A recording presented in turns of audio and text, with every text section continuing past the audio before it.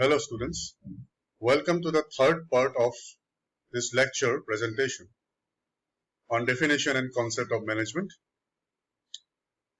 In the concluding part, from the discussed concepts and definitions of management, it is seen that management is an important aspect for the all-round development and sustainability of any organization in this competitive world.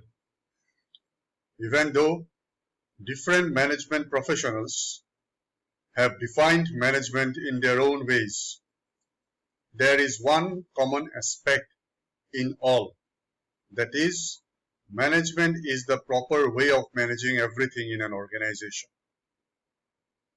So it is very necessary for every organization to be very effective and efficient in managing the 4 M's that was discussed in the introductory part of this lecture, that is man, machine, money, and material.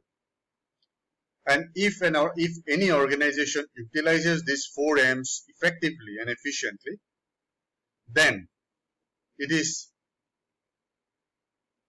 expected that that organization will sustain, survive, and be successful in this competitive environment and will be able to remain intact